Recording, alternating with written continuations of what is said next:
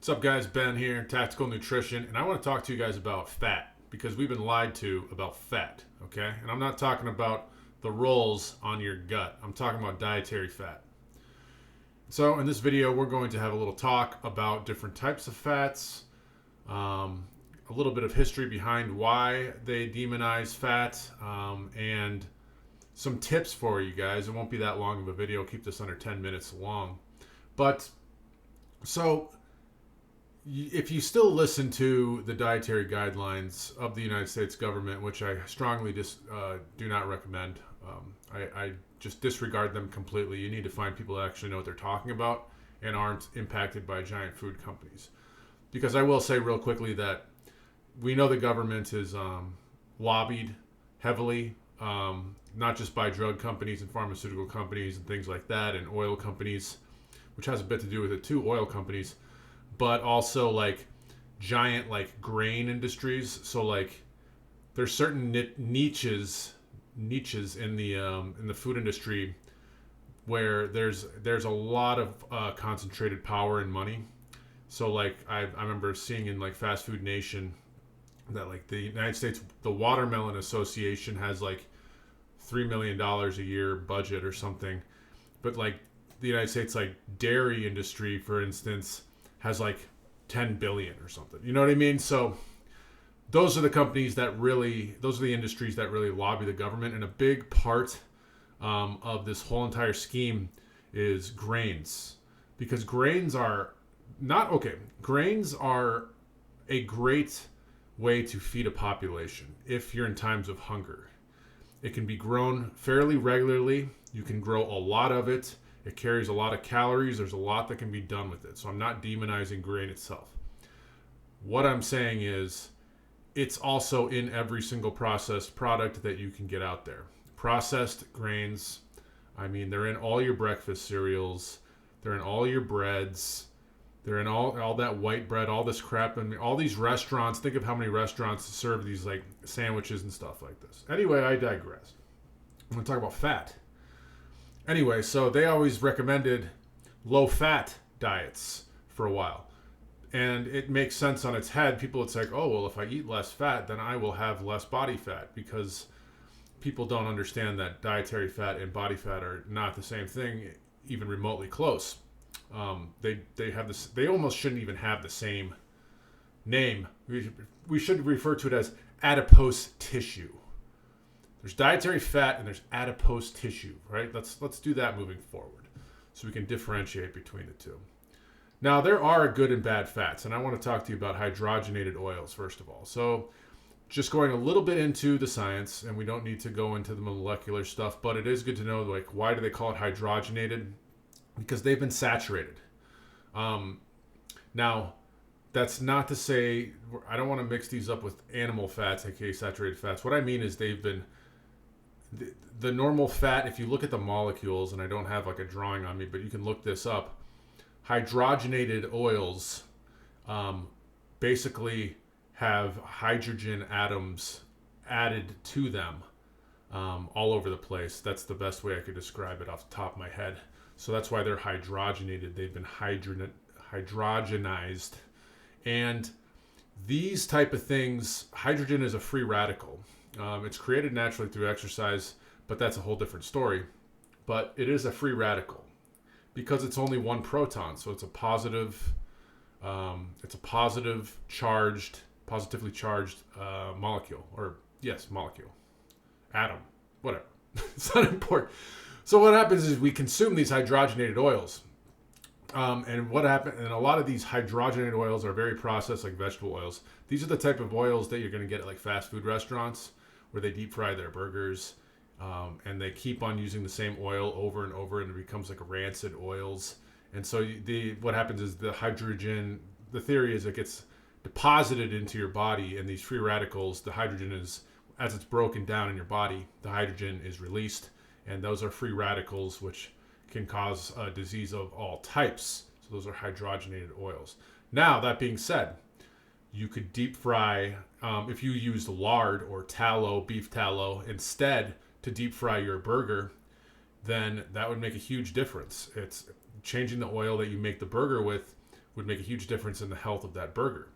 So it's like not all cheeseburgers are created equal, right? Like you can get a McDonald's cheeseburger that's got a bunch of rancid trans fats, and anything trans is bad these days. Anyway, so you're getting a bunch of rancid trans fats, and then just poor vegetable oils. Vegetable oils are very unnatural. They're highly processed because you generally do not find oil in vegetables. Think about it.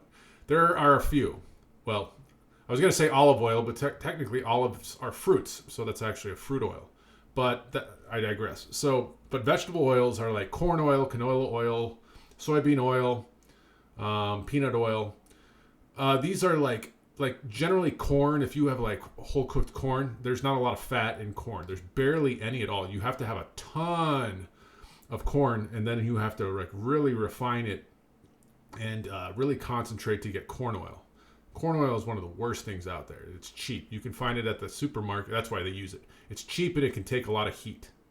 All right, that's what I want to say to you guys. That's why it's like if you want to know why these fast food companies use these crappy oils, it's because one, they have a high heating point, smoke point, which means they can take a lot of punishment before they break down, unlike olive oil and healthy oils, avocado oil, etc.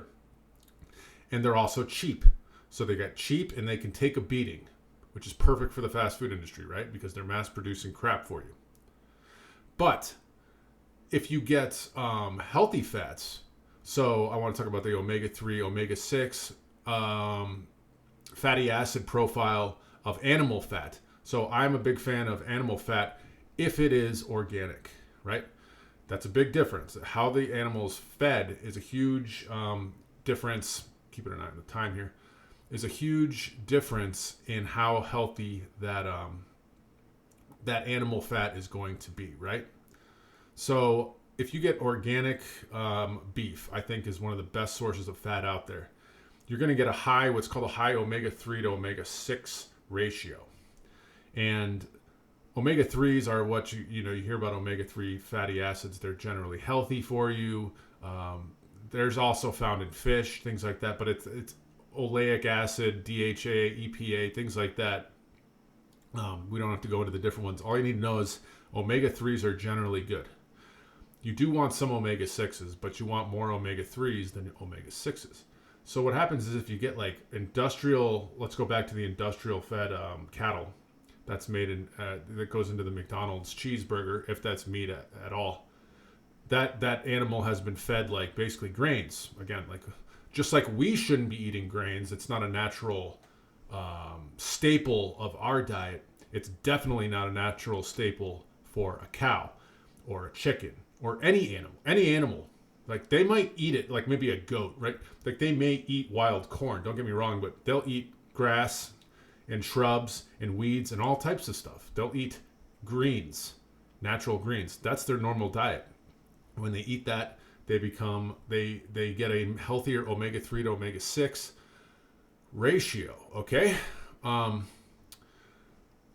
know I got a little long-winded there. There's a lot of info here, but what I want you to understand is that if you get organic beef, just like if you use that beef tallow to deep fry your chicken wings or whatever you want to do with it, you're going to get the better omega-3 fatty acids, which are actually anti-inflammatory, whereas omega-6s are inflammatory. And what I was going to say, what I really am wrapping around here is saying that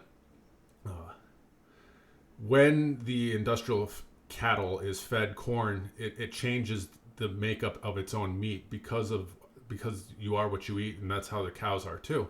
So they become very high omega-6 to omega-3. So the difference between like organic grass-fed beef and industrial corn-fed beef is going to be like a total flip-flopping of the anti-inflammatory omega-3s versus the omega-6s.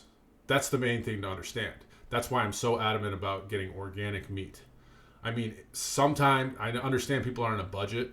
These are tough times. I understand that. But I think it's worth it for your health to find a way to be able to buy organic meat instead of non-organic, because it's going to make a huge difference in the long run, and you will feel the difference. And so what these omega-3 fatty acids are also going to do is your brain is mainly made of fat. That's one thing people need to understand, is that your brain is made almost predominantly of fat. So if you're on like a really super low fat diet, your brain is struggling to find things that they're made of. Now, your body will make cells out of whatever it can. Think about that now. I'm talking about the cellular level. Let's expand it from the brain all the way to the entire body. Every cell in your body. Every cell in your body has a cellular membrane. We learned this in school, yada, yada, yada. It's made of phospholipid bilayer membrane. It's a fat, right? And the reason it's fat is because it's hydrophobic, so that it's going to keep the blood, it's going to keep the inside of the cell and the outside of the cell from just intermixing, which is the whole point of having cells in your body in the first place, right? But these cell walls are made out of fat. And we're going a little longer, whatever. And so if your body is getting a lot of like rancid fats and omega-6s, it's going to make the cell wall and brain cells and things like that out of the omega-6 instead of the omega-3. And these are more inflammatory. So you can actually, exhibit an autoimmune response. Inflammation is what we're talking about. Widespread body-wide inflammation, which is a huge problem these days because the omega-6s are not what your cells are supposed to be made out of, or your brain for that matter. Now let's not even think about what it's going to do to your actual mental function when your brain is being made out of subpar fats. Okay, so to end this video, guys, it's very important to get healthy fats in your diet. The best way to do this, I think, is, well, first of all, you should have a quality fish oil supplement. Comment below or email me. I don't even know if my email's in the bio. I'll have to put it in there. I can get you information on the one I use. It's my company that I represent. I do get paid for it, so disclaimer. Fish oils, you can get Neptune krill oil.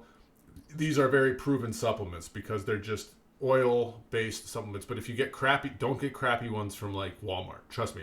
They're cut. They're not good. They're water. They're cut like, and then you won't get the benefit. And then you'll say that, and that's why people say fish oils are crappy, because they don't get any effect because they went and bought the crappy stuff. Also, just eating fish if you can. You know, a lot of people don't like fish, but I like to have fish like, if I can, at least once or twice a week. Again, not farmed. For the same reason that I said that you should have organic meat versus inorganic, farmed fish versus wild caught fish is a big difference, because the farmed fish is generally, again, fed corn pellets. All of our food, this farmed industrial crap, is fed corn pellets because it's cheap. They just, okay? And it works. Just like it fattens us up, it fattens the fish up. That's why if you look on a back of one of those like smoked salmon, I always look at the back of the pack. I don't care what the label says. It might say, in the name, it might say wild caught. If it says color added, it's not. It's farmed. But it should just say fish and maybe salt and maybe like a smoke, if it's smoked or something like that. Maybe whatever that ingredient is. Olive oil should be used judiciously, as should organic butter. Cook with butter. Don't cook with corn oil. Get those vegetable oils out of there if you can. Cook with butter. I say don't worry about how much butter you have. It's kind of hard to overeat butter. It's one of those things with fats. It fills you up very quickly, right? I like to eat olives themselves. It's a great snack. I think it's a superfood snack. Again, it's a great source of, I just enjoy the taste. It's a great source of omega-3 fatty acids. It's good for your brain. It's good for your cells. It's good for your digestive tract as well. What's good for your brain is good for your gut, by the way. That's a topic for another video. But also, so we've got fish, wild-caught fish oils. Again, yeah, you can have sardines, wild-caught salmon, fatty fish, things of that nature. And then, let's say olive oil, drizzle that. You can drizzle oil on your different salads and things like that, or use it to cook with. Chicken is a kind of subpar source of fat, but it is a source. Animal fats to me are number one. Organic beef, steak, tallow, right? And then I guess the last one maybe be avocado. There's some other various fruits and some vegetables out there. But generally, that's about it, guys. So I'm going to cut it off. We're at 15 minutes.